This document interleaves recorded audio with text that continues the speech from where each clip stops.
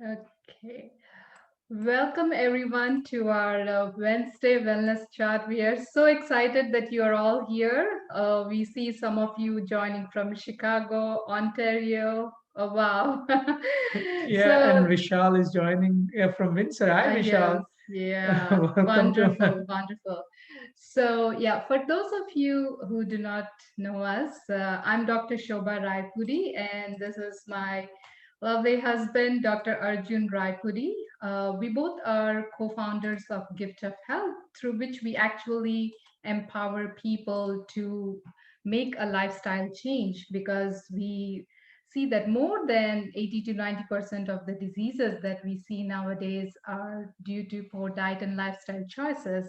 And through Gift of Health, we actually empower people to change to a better lifestyle so that they can either prevent or reverse chronic conditions. So every week we bring guest and speaker on various topics. And today, I'm really excited to have a very, very special guest, I would say.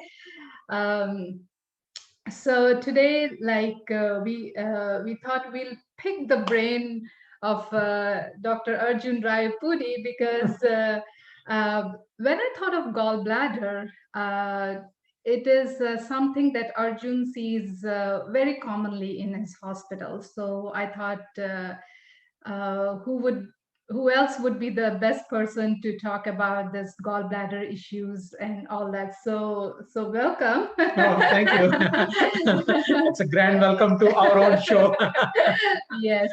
So, yeah, could you let me know, and also our viewers, like how often do you see people with gallbladder issues, or just to give a perspective, like in your daily clinic, how many cases do you see for gallbladder issues? One of the most common reasons why people come to see me in my clinic is having stones in the Mm. gallbladder and having symptoms of like uh, pain in the upper abdomen and like especially after eating Mhm. and especially after eating favorite foods for many people like fries and chips and meats and popcorn, all kinds of fatty rich foods like when people eat these foods and they get these gallbladder attacks and Mhm. So like how on average every week I see at least 5 to 10 patients oh wow. and they do surgeries like in last we're in a small rural community hospital in Buren here. Hmm.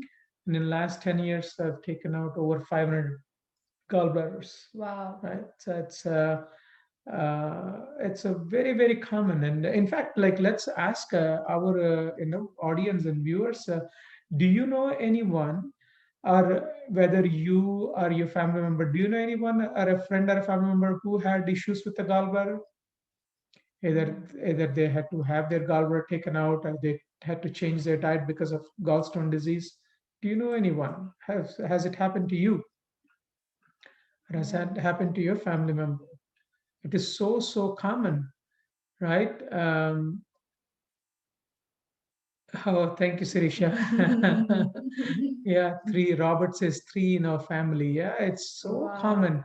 Wow. Um, Yeah. it's in fact one in eight like men Uh-huh. and one in 16 women. Oh, really? Yeah. I No, thought that. actually, it's like one in 16 men and one in eight women. Like it's Mhm. so common. Like that means we're talking about at least 10% of the people have issues with the gallbladder, especially in the Western world. Uh-huh. Like we're talking about in Canada, US, and Europe. This part of the world, it's 10 times more common. Wow. So, like, before we embark on this gallbladder diseases, like, can you just explain, like, what is the significance of having gallbladder, and what does actually gallbladder do in our body?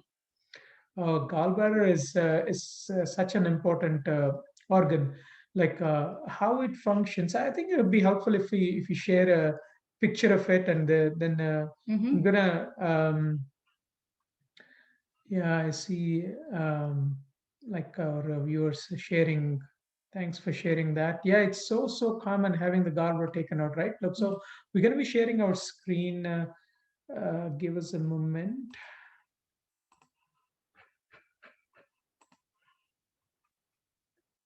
to understand the gallbladder disease. It's helpful to look at the uh, look at our gut. Hope you can see our screen. Yeah. Okay. Let's. So to understand the gallbladder um, diseases and gallbladder friendly foods, we have to have a basic understanding of our gut. Our gut is like it's like a conveyor belt. It starts at the mouth, and it's like a one long tube, or runs all the way down to the anus. Like when we eat food, the food goes through the food pipe, and then the food from the food pipe it gets into the stomach, it gets digested there. Then from the stomach it goes into the first part of the small bowel, which is called duodenum.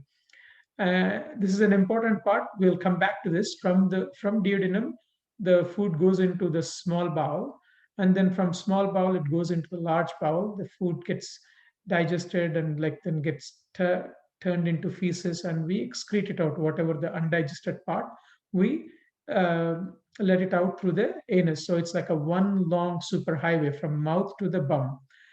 So the gallbladder, it's it is sits right under the liver, and it's on the right side. It sits right under the liver. It's like a pear-shaped structure. Let's see. So this is the closer view of the gallbladder. Here, what you're seeing is the liver and this pear-shaped bag. And the function of the gallbladder is to store bile. Liver makes the bile, and bile is a very important fluid to help in the digestion, and especially digestion of the fatty foods. And it also helps in not the digestion of the fatty foods, it also helps in the absorption of the fat soluble vitamins. Like we have water soluble vitamins and we have fat soluble vitamins, like we have A, D, E, K, vitamin A, vitamin D, vitamin E, and vitamin K. These are where, so bile helps in the absorption of these vitamins, and also helps in the digestion of the fatty foods. So liver makes the bile, and the gallbladder stores it, and gallbladder squeezes the bile and it um, into the gut. Like if you go back to this picture, the back pictures, like here is the gallbladder, and there is a tube that takes the bile from the gallbladder, and that through the tube it the bile gets released into the duodenum, the first part of the small bowel. So every time we eat fatty meals, like when the meals, the typical Western meals that we're talking about, like people eating eggs, especially meats and cheese and butter and oil, like fried foods and fries and Mm-hmm. chips. Like when we eat these foods, your gallbladder needs to go on overdrive. Like when for that, the gallbladder is like has to squeeze really hard to release all the bile into the duodenum, so that the bile gets mixed with the food to help in the digestion of it. Now the problem is, if you look at it, like here is a healthy gallbladder. The inside of the gallbladder, there's like basically there are no stones, but in uh, So like, how are stones formed? How are gallbladder stones formed? yeah, so the the thing is, like gallbladder, the bile is helping in the digestion of the fatty foods. Now, uh, if the food has a lot of cholesterol, if you're eating too much cholesterol, and Mm-hmm. also if you're eating too much saturated fat, Mm-hmm. when we're eating too much cholesterol and too much saturated fat, all this cholesterol, if there is too much fat and cholesterol in the diet, then there is too much cholesterol in the bile. Okay. And then this cholesterol, basically, a small amount of cholesterol can dissolve in the bile. But Mhm. if there is too much cholesterol, Mhm. this cholesterol like kind of saturates and forms like cholesterol sand, Mhm. and this cholesterol sand eventually turns into sludge and then clumps and forms like stones. It's similar to um, it's like this. If it's like a rock candy, how we make rock candy, right? You take a glass of water and then you put a spoon of sugar. Mhm. You can dissolve it. You Mhm. can put like a second spoon and the Mhm. third spoon, it dissolve. Like what happens to the seventh spoon and the 10th spoon? Like you keep putting, all the sugar Mhm. crystallizes and forms like sugar crystals, right? Wow. So similarly, like gallstones are nothing but cholesterol candy. That makes sense. So is it so when we look at gallstones, so are they only made of cholesterol or any other things too? So in the Western world, Mm-hmm. like we're talking about in Canada, Europe, and in the rich, US. yeah, I shouldn't just say in the Western world, because in many parts of the world these days, like in the last generation, We have been people are, eating. yeah, people are eating like Americans and Canadians, in even in India and China and Japan, like the diets have changed just in the last generation. Mhm. 90%, 95, some literature says 95% of these stones are actually cholesterol stones. Only 5% stones are pigment stones. These are Okay. seen in people who have some form of blood cell disorders. These Okay. are rare, but Mhm. majority, the common reason why uh, people have stones in the gallbladder is because of the food.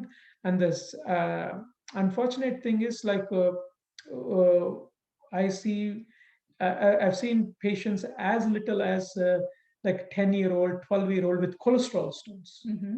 So I had to take out the gallbladder, like do gall, like, because they're uh, having like attacks and limiting their life, like Mhm. having teenagers having the gallbladder taken out. Like this is a food So, related problem. okay. So let's say once the gallbladder stones are formed, is there anything so like uh, does everyone who has gallstones experience the symptoms that you're mentioning? Like so, um, it's a very fascinating, like how the symptoms happen, like the Mm-hmm. pain. Like why do people, like just because there are stones, why would pain happen? Mm-hmm. What's happening? What happens is like with this image that we just shared, we're gonna share this image. So when you have a like a healthy gallbladder with no stones, Mm-hmm.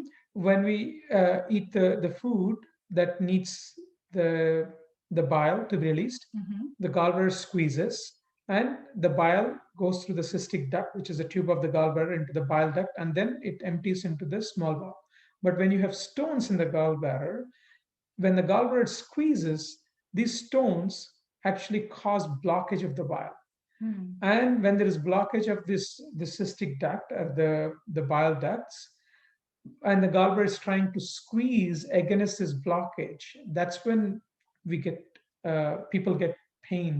Mm-hmm. And this blockage, what happen in the beginning stages, this stone can block, Mm-hmm. and the stone can fall back into the gallbladder lumen, so that Mm-hmm. the intermittent, like the pain Okay. comes and goes. Mm-hmm. But in some people, the stones get lodged there, Mm-hmm. and then they just stay there, and then there is ongoing inflammation, and then the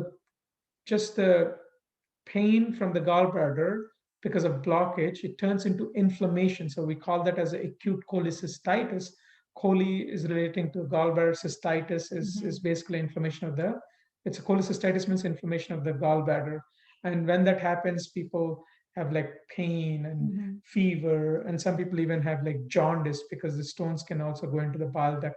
So pain is the most common thing, and Mm-hmm. especially after the supper meals, for many people, it's the suppers are the heaviest. Mm-hmm. Like having shake and baked chicken and like pork chops and ribs and fries, and having all these kinds of foods, like or fried foods, Mm-hmm. oily foods. Like when we have these foods, that's chips or fries, and And also these attacks are also more common after festive season. Okay. uh, and when you eat restaurant foods, it's an observation that I noticed, like when we had this COVID lockdown just a few months ago, and we our province, in our province, we got downgraded in the sense that we went down like one level with the COVID thing, and then the restaurants opened up, so as the cases went down. When in our small community of Burin and Marystown, when the restaurants actually opened, I was on call. In one day, I saw like 5 patients with gallbladder attacks, and I didn't see like when the restaurants were closed. I didn't see like 5 cases in like 5 weeks. Once restaurants opened, like people eating burgers and like pizzas and like fries, and then you had like 5 different patients, and yeah, it's Yeah. So can you tell us exactly what foods cause gallstones or gallbladder attacks, and what foods actually prevent those attacks? absolutely, yeah. So the foods that cause gallstones are the foods that are rich in saturated fat and rich in cholesterol. So these are essentially animal-based foods. We're talking about anything that comes from dairy. So cow's milk and cheese, butter, yogurts, and the ghee, sour cream, ice cream. So anything that comes from cow's milk is rich in saturated fat and rich in cholesterol. And the other foods that are the meats. That includes like chicken, fish, turkey, beef, pork. And the many people I see in my clinic, they have a misconception. Like they think like the red meat is the meat, and for some reason they don't consider chicken and fish as meat. But all meat means muscle. It doesn't matter which animal it comes from, like whether it is coming from a like a chicken or fish or moose or turkey or cow or pig. Meat means muscle, and a muscle of a fish and a muscle of a chicken and a muscle of a like a moose, they're very close in terms of how much cholesterol is there. uh, People like it's, and there may be some studies to show that eating fish is less harmful than the beef. It's just like a smoking a filtered cigarettes versus a cigarette. So just because something is less harmful doesn't make it healthy. So meats is one group of foods. Dairy products is one other group of, and the processed and fried foods.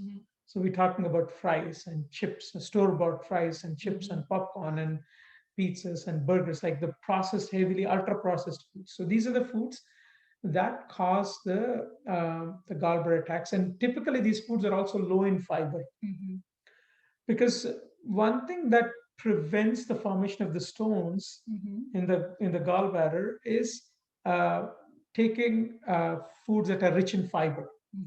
When we take in foods that are rich in fiber, when the high fiber foods, the fiber binds the cholesterol in the gut and gets it out before that cholesterol comes back and gets reabsorbed into our.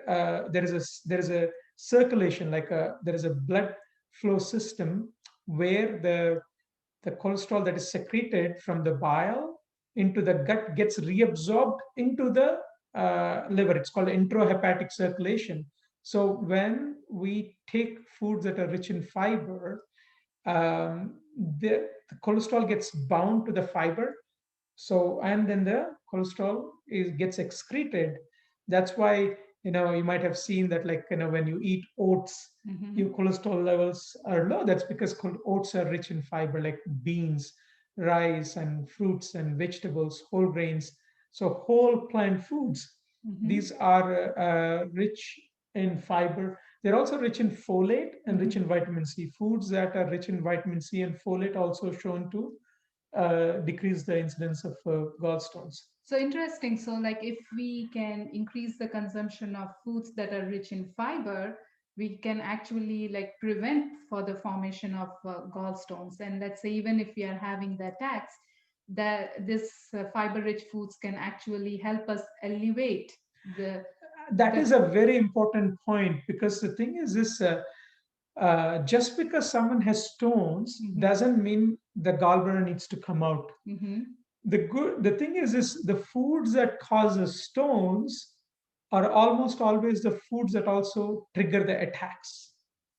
This is something that many people don't hear about. Just the knee-jerk reaction for many of us is to, hey, just because you had an attack and you have stones in the gallbladder, your gallbladder needs to come out. That's not true. uh, there is so much literature, like scientific literature, showing that if you have stones and if you have no symptoms, you don't need to have your gallbladder taken out. We call that as asymptomatic. Like that means you have no symptoms. Like if you have no pain and if you have no trouble like eating, and someone happened to find that you have gallstones because you happen to have this, test for some other reason. Asymptomatic gallstones don't need to be treated. But the thing is, if you have symptoms, if you are having repeated attacks because of the foods that you are eating, and when you change your diet, you become asymptomatic. That means no symptoms. So when you have no symptoms, and then it's safe to leave the gallbladder alone. And this is something that, like when I started practicing for my first 2 years, I was just routinely performing cholecystectomies. Like cholecystectomy means removing gallbladder, and we do this through in a it's a very fascinating, like this is one surgery which really laparoscopic cholecystectomy. That means taking the gallbladder out through keyhole incisions. Like when I saw this surgery in my medical school, I that's when I went into general surgery. It's so fun it's like a video game, like to to take out the gallbladder through small, tiny incisions, and patients do very well. Without this laparoscopic procedure, patients had to have like a big cut from here to like from here to here, like right under the rib cage. It's a very painful, but now with a laparoscopic approach, we can do the surgery with like 4 to 5 small cuts, and 95% of the patients are going home the same day. And very rare to have complications. Complications can happen. Complications can happen, like and when complications happen, these can be really bad. Like we could have injury to the bile duct, injury to the like the bowel, and if the complications such as like that happen, then the recovery is going to be longer. Fortunately, like no, it's about one in my I tell my patients, in my hands, it's about 1 in 100. 99% of the time things go well, and that's the typical, like statistics across uh, like big institutions, like the chance of having complications. uh, So could you show us, like, I know, like you oh have, yeah, I wanted to. yeah, you have taken like so many gallbladders out. Can you just show us like how the gallbladder stones actually look like, and even Yes, absolutely. Let's see. Okay. Now, I also want to see if there are any questions.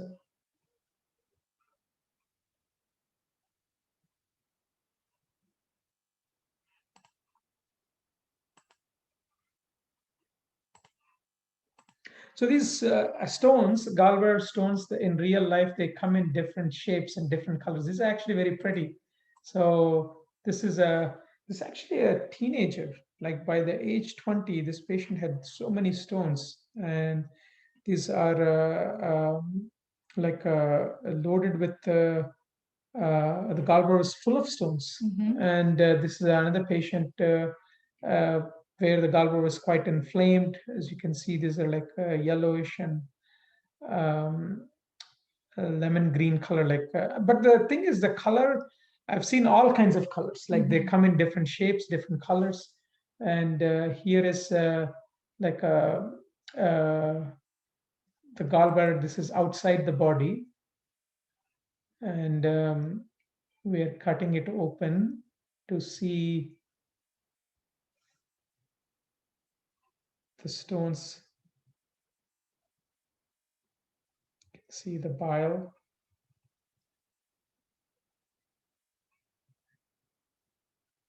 It's a big stone stuck there.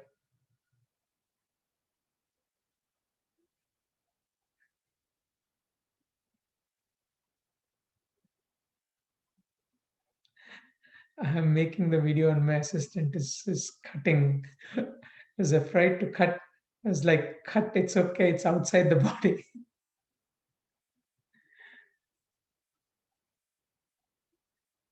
So this is the gallbladder. As you can see, we put a scale right next to it. It's about like 6 inches long, not even 6 inches, like 4 to 5 inches long.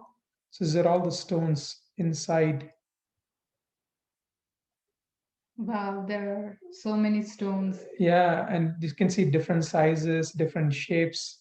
This is all the butter, cheese, chicken, and meats and oils and chips. And this is what happens like when we eat these foods, like it turns into uh, cholesterol and Mhm. clogs up the gallbladder. The thing is what many people don't realize is this: the foods that cause the stones are also the foods that cause plaques in the blood vessels. Mhm.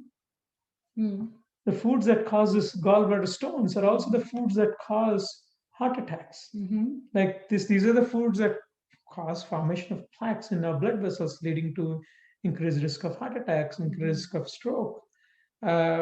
So it's a systemic disease. Like once you are on this Western diet, Mhm. like a standard American diet or standard Newfoundland diet, if you are having stones in the gallbladder, that means like you're already beginning to, like you have, if we cut open your blood vessels, we'll see like markers of plaques.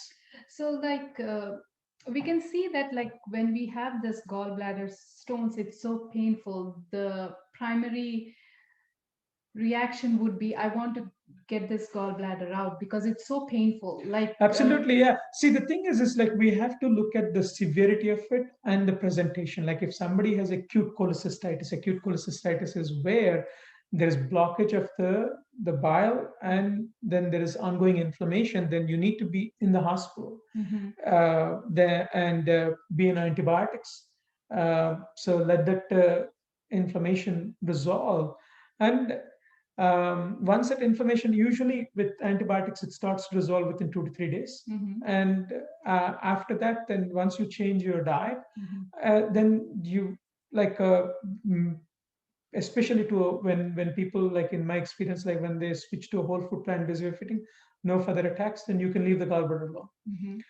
That is actually an extreme presentation, but many people don't even get to that. Like they get these attacks Mhm. that last for a few hours, Mhm. and then the attack subsides, Mhm. gets better. So when you have this kind of like presentation where the pain is coming and going, coming and going, this is even easier to, like, less severe compared to one who needs admission and hospitalization. So let's say if the gallbladder is taken out, and as you said, like bile is very important for digestion of especially the fatty substances, and also like for absorbing uh, fat-rich vitamins. I mean, fat-soluble vitamins. So if the gallbladder is taken out, so like what are the consequences, like in terms of digesting fatty So substances? so we're talking about like what are the downsides of taking the In the gallbladder out. Like Mhm. so, I like to put them into the immediate ones Mhm. and the long term ones. Like Mhm. the immediate ones, immediate risks of having gallbladder taken out Mhm. are the risks that come from surgery itself.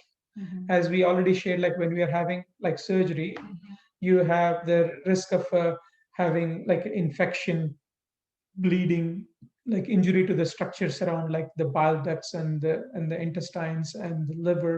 So there are these risks associated with the surgery. Mhm. And uh, like, and it's important to take utmost care to minimize all these complications, right? So that's in the immediate phase. But in the late in the intermediate phase is where once the gallbladder is taken out and you continue to eat these foods like high fat foods, or if you don't change your diet, then um, almost always people have this diarrhea, like, because gallbladder is important function is to store the bile, and when the gallbladder is gone, the liver tries to take over the function of the gallbladder.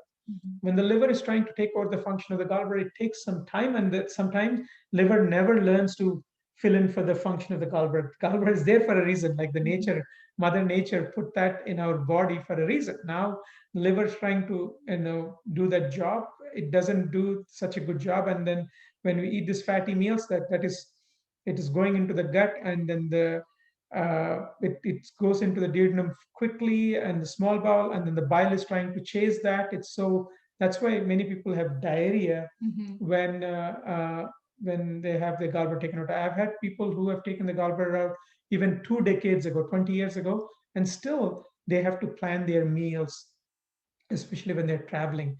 Where is the next bathroom? They have to plan because they eat and they have to go to the restroom. And that's one thing. The other thing is about one in five, about 20% of the people who, despite having the gallbladder taken out, they may still get their attacks. So sometimes this, Because the bile duct itself, like they go into spasm when you eat these certain foods, and that can itself trigger the attacks.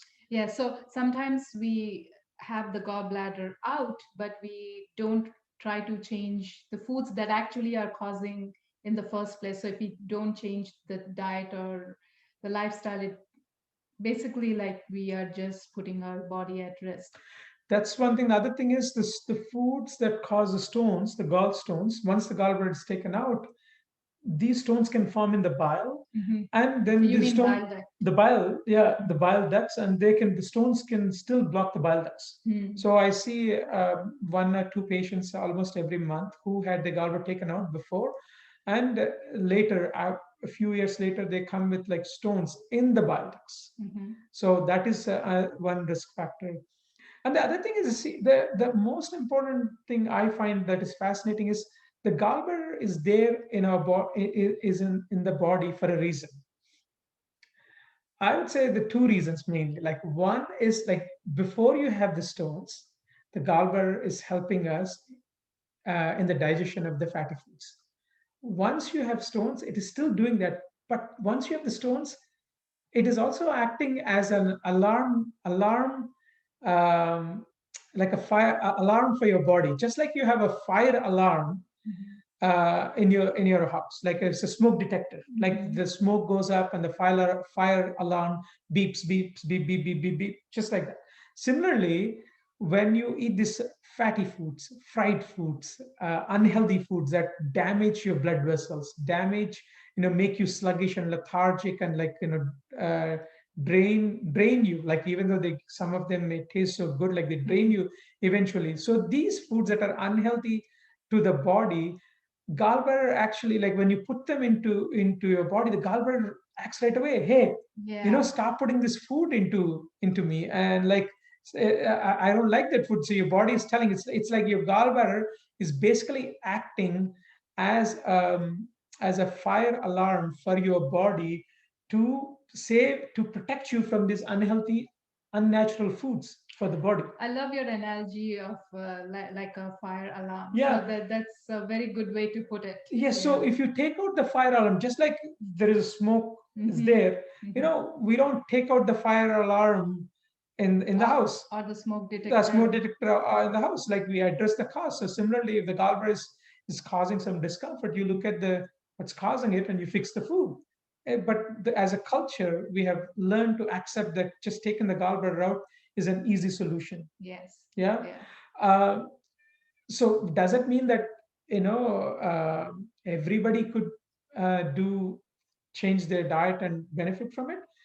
I would say, in my experience, like, almost 70 to 80% of the people who tried the plant-based eating, the more they tried, the more benefits that they saw, and they were able to like avoid having surgery for the gallbladder. About 20 to 30% of people, like especially if you're not willing to try Mhm.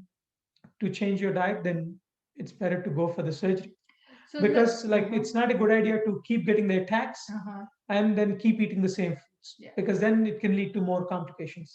But let's say if I find out that I do have gallstones and I change my diet, so I change to eating foods that can actually avoid getting the gallbladder attacks. So by changing the food, like uh, will the existing stones could I see any changes, whether decreasing in their size Actually, or? there's yeah, one of our viewers is asking the same question here. Can gallstones be reverse dissolved? Mhm. There is research showing that if it's in the if it's in the size of sludge initially, like as we discussed, like cholesterol, it forms cholesterol sand, cholesterol sludge, and then cholesterol stones. If it is in the cholesterol sand and cholesterol sludge form, these things can be even reversed. Even if there are small stones that Mhm. are there, there are like some medications that can like decrease the progression of them, Mhm. like but the thing is they have side effects as well, and Mhm. the inconvenience of taking these medications for a long time. Yeah. But the most like a simplest change that you can make is like when you change to a plant-based eating, Mhm. whole foods plant-based way of eating. We're talking about eating whole grains and beans and fruits and vegetables. You can make all the foods that you love, like Mhm. we're talking about making soups and stews and stir fries and sandwiches, Mhm. all kinds of these foods that you love, like even snacks and desserts, but without putting these harmful ingredients and making Mhm. them with whole ingredients. Like when we do that, uh, you can basically, whether the stones are dissolved or not, like you are asymptomatic and you don't need to have surgery. Mhm. Yeah, good to know So about spasm. What are some of the foods for the gallbladder?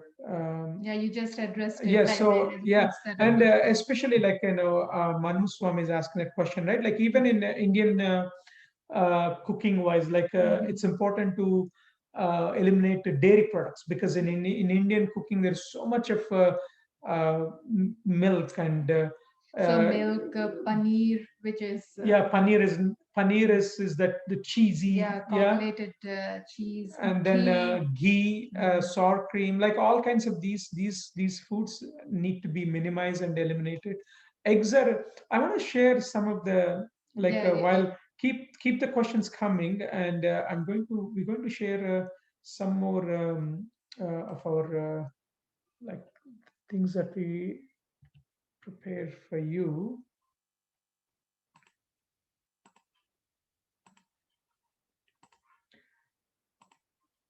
So, what foods we have already addressed this part. Like one thing to note is that on this list, like the animal-based foods have so many harmful ingredients in them. Like these are the top three: the cholesterol, saturated fat, and bacterial overload. These are the top three reasons for the gallstones. Mhm. And but the animal foods are a package of animal protein, and these have like no fiber, like no phytochemicals. They're low in vitamins, minerals, low in antioxidants, and these animal-based foods, not apart from causing gallstones, they increase the risk of gout, kidney stones, autoimmune diseases, diabetes, arthritis. So we can go on with the list. Whereas the plant-based foods, whole plant foods, which includes whole grains and beans, it's not just fruits and vegetables. So these are high in fiber. There's no cholesterol, and they prevent many chronic diseases. Um, there's actually research from Nepal showing that people who eat plant-based, they are like 10 times less likely to develop gallstones. Wow. Yeah. Yeah, this question always comes up, like, does food really matter for a gallbladder health? You could do the math, like by age 50, each one of us eats about 100,000 pounds of food. And these 100,000 pounds of food, is what is like the building block for our each part of our body. So food has impact on every cell in our body. So can you point out the foods? Actually, like you had a list of foods which cause gallbladder attack, like you had by percentage wise too, which was good. Yeah, so I'm coming to that. Like, whereas like most of the time, like in modern medicine, the we call it as a healthcare system, but what we have is a sickness care model. We're focusing on treating the symptoms rather than addressing the cause of the problem. Like, hey, we are all for medications and surgery, but it's very important to address the cause of the problem, and that's what we are doing at Gift of Health is like focusing on educating, like how the food choices impact our health, and how knowing a little bit about our body, how the body works and how the mind works, how each disease process works, like so taking time to understand the disease process and clearing the confusion and empowering ourselves, like not only just knowing what to eat and what not to eat, but also knowing Like how to have it, do it, how to yeah, make it happen, yeah. like Mhm. how to cook, how to shop, how to read nutrition labels, how to eat when you're away from home on the go, and how to deal with difficult cravings and difficult people. And the other aspect is getting the right support, Mhm. like having the right environment Mhm. at home, at work, having the right surrounding ourselves with the people who like are on the similar journey. So this is Yeah, the model that we are following. yeah, Yeah. as you said, like it's not so easy to change the food, even though we know like what foods to eat. Mhm. But actually, in Gift of Health, we actually help people to make these changes in an easy manner so Yeah. that they don't have to struggle, which really becomes easy because we are actually not only educating them, but we are empowering them and also providing the support to make those lifestyle changes. And many people have actually taken advantage of this and have found great results. Yes, and we've observed people coming off of medications for their Mhm. chronic diseases, like you name diabetes, high blood pressure, high cholesterol, arthritis, acid reflux. People And even then also the avoiding, gallstones. yeah, avoiding surgery for gallstones. Like Mhm. um, the longest, like a patient who's been on a plant-based diet for gallstone disease. Like I have one, several of them for like more than 6 7 years now, Mhm. since I started teaching this plant-based thing, way of plant-based way of eating, and they have avoided having surgery for the gallbladder by simply adopting a whole food plant-based way of eating. It's so powerful. Just Mhm. that's why sometimes I share with my patients. I have a chef's knife, and I have a surgical knife, and I can do surgery with the surgical knife, but I can also heal you with the chef's knife. So yeah, Pick one. pick one. Yeah. Yeah, so we continue, like people wonder like what is whole food plant based way of eating, and what we should be focusing on. Hey, this is not where you're eating just like a rabbit food or cardboard. You're eating all these kinds of rich foods, like rice and beans, energy bites and burgers and pastas, lasagna, chilies and fries, so cakes and desserts. So basically, like we are using the whole grains, lentils, beans, legumes, fruits, vegetable, nuts, and seeds to make burgers, pastas, pizzas, energy balls, desserts. So basically, using those whole ingredients, we can make all the healthy food, sorry, all the yummy food that we are craving for. Yeah, so you don't have to compromise on the taste. You don't have to let go, like basically miss out on the foods that you love. You can recreate, plantify healthy version of the foods that you love, and this has worked Yeah. for us, and it has worked for hundreds of our gift of health students and family members. Yeah. And no matter like whatever culture you come from, you can plantify the foods. It's Hmm. not only about the Western foods, but like whatever foods you're used to, you can plantify your favorite foods. Yeah. So here, when it comes to evidence, right? Like there is so much evidence on, like almost you see when you look at the literature on gallstone disease. uh, it's a no-brainer. Every research article shows talks about like a high-fat diet, rich Western diet, and being overweight. These are and also being on dieting, this yo-yo dieting, weight loss, up and down, up Mm-hmm. and down. These are all The the causes. common risk factors for the gallstone disease. I picked some articles here. This is one review article, like where the researcher looked at the foods that uh, the common foods that trigger the gallbladder attacks.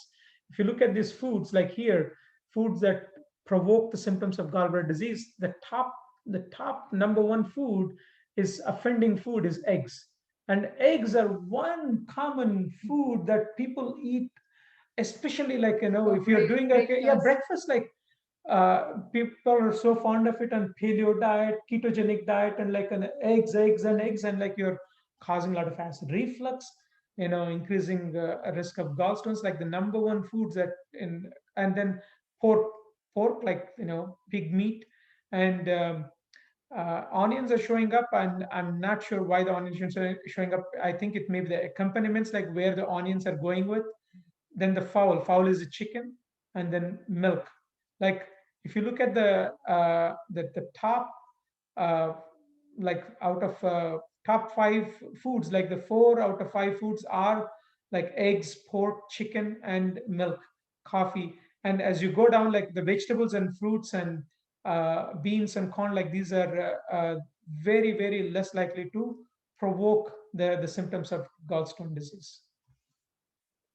I also wanted to share this short video from Nutrition Facts, Dr. Greger's video. Let's see, I'm going to share. Is it this one? Okay. This is a short video. Nutritionfacts.org is our favorite resource. Let's see for so. Oh, I have to also share the computer sound, right? Mm-hmm. Yeah. Okay, stop share again. Share screen. Share computer sound. It's a wonderful resource for if you're looking to learn more about the connection between food and health. The number one digestive reason people are hospitalized, though, is because of a gallbladder attack. Every year, more than 1 million Americans are diagnosed with gallstones, and about 700,000 have to get their gallbladder surgically removed. What are gallstones made of?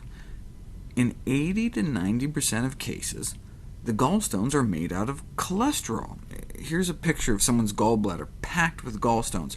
All that yellow you see making up the stones is pure crystallized cholesterol that built up in this person's body. If the only source of dietary cholesterol is animal foods, one might expect meat eaters to be at higher risk. Turns out you have to go all the way to Kathmandu to find some good science.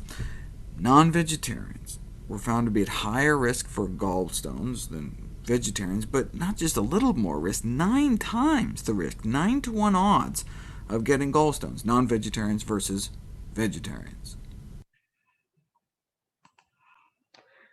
So that's like uh, don't be fooled. It's not just vegetarians, non-vegetarians. Like even the vegetarian word is pretty wide, and that includes many people. Think that eating vegetarian Or having dairy products is vegetarian, right? But the thing is this: when you're eating dairy, like milk, cow's milk, and its related products like cheese and butter and yogurt and sour cream, like milk is liquid meat. So it's way an ounce to ounce, the milk products have a similar amount of cholesterol and the saturated fat compared to the meats. So it's one of the reasons why there is so much diabetes and so much heart disease in Indian, South Asian, or vegetarians across the world, because if you that's why we don't use this word like vegetarian. Um, the word that we use is uh, you know a plant-based lifestyle, especially whole foods plant-based lifestyle. So we want to focus on eating more whole grains, more beans, more legumes, more fruits and vegetables, more nuts and seeds, and limit processed foods and animal-based foods, including meats and dairy products and eggs. Yes. Right. And So and go ahead. yeah, sometimes we may be wondering, okay, I know like these are the foods that we have to eat, but what is that I can do? Like if I don't like cooking or if I don't know how to cook, like what is that I can do? So there are actually a lot of recipes that you can make, like using whole grains, beans, lentils, fruits, vegetables, nuts, and seeds. There are a lot of things that you can make. So on our website, like Giftofhealth.org, like we have more than 200 recipes which you can cook without oil and using this healthy ingredients. So for people who are wondering like how to cook and where you can find the resources, So if you you go to giftofhealth.org, like we have like you can look at the success stories and like get inspiration from the blog, and there are lots of resources here. And then if you click on recipes, just click on recipes, and then this grid comes up. Here you have so many choices like appetizers, breakfast, desserts, dips, and Indian recipes, kid friendly. New NL recipes are the Newfoundland recipes that we plantified. We created a healthy version of this. So you can look at these recipes. You can look at the Indian recipes. So upma, like chutneys and stews and samosas. You don't have to miss on any of your favorite foods. Similarly, like if you go to NL recipes, like fries and chips and stews and meatballs and meatless meatballs, like donuts, you could make almost any food with healthy ingredients. Like you could do these things on your own, but if you are looking for our help to do this, like if you want to do this on a fast track, we have created a 6-week program. Like this is for people who have conditions like not just struggling with gallstones, people who have acid reflux, or people who have diabetes, high cholesterol, heart disease, or who want to lose weight and keep it off. We have created this 6-week program where uh, we could make this lifestyle change easy for you. So you're welcome to, we highly encourage you to check it out. And our next group is starting May 3rd. And we just finished a 6-week group like this Monday. And people had amazing success. Like you could see the success stories on the Gift of Health Facebook page as well. So to summarize, like, hey, these gallstones. Yeah, before you go, Okay. I just wanted to add one point. So sometimes we think that we have to miss our favorite foods. Oh, so if I have gallbladder attacks, I cannot eat the cheese. I love my pizza. I love cheese on my pizza, and I love deep fried foods. So worry not, because you can definitely make pizza. You can make cheese without using dairy products. As we showed, like we have recipes on the site where you can make cheese sauce or a pizza, and also pizza with the cheese on top, stretchy cheese on top. So all these things you can make them, and you don't have to miss them. Similarly, like when it comes to deep fried foods, so without oil, like we can still enjoy, like whether it is samosas, vadas, or any deep fried foods. So these are something that could be definitely made. So as I said, like the resources are there, out there, but if you need our help, we are here to help and get you on the fast track, like how to do all this, so via our 6-week course. Yes. Yeah. And let's see, I would like to know, canned food is okay because wash all Okay, you're talking about canned food. Yeah, canned food is okay. The thing is, you just wash it really well, and it's better to use the ones like if you're going for canned chickpeas and canned beans and lentils, go for the ones with like no salt added, and you add your own salt. And our favorite way to make beans is to you put the get the dry beans and soak them for a few hours and then put them in an instant pot. Instant pot is just amazing, Geraldine. Like check it out, and it's so easy to cook. Dr. Greger calls it BYOB, boil your own beans. It's much cheaper as well. Like it's 4 times less expensive. Like to and you control it, like even if you the want texture. yeah, The texture, like you can create the texture that you want. Like so, BYOB, boil your own beans, but canned beans are fine. Yeah. Organic foods are not organic foods. Um, Organic foods are like anytime you have access to them and you can afford them, go for organic. But if there is no access, if you can't afford it, even the conventional produce is fine. Like it's better to eat the fruits and vegetables, even if they're conventionally grown, than not eat them. Yeah. How about white beans? All kinds of beans are good for you. Like beans, good for your heart. The more you eat, the more you fart. But the thing is most of the time, that farting with the beans, it's not a long term thing. It's a short term thing. It's only for the first, usually the first 3 to 4 weeks when your gut microbiome is adjusting. So once your gut bacteria change, then you also learn to digest these beans. Your system learns to digest these beans much more easily. And there are other things that you could do, like to help with digesting beans, like you soak them well, you cook them well, you chew them well. Yeah. Yeah. So do we have any more questions? Yeah.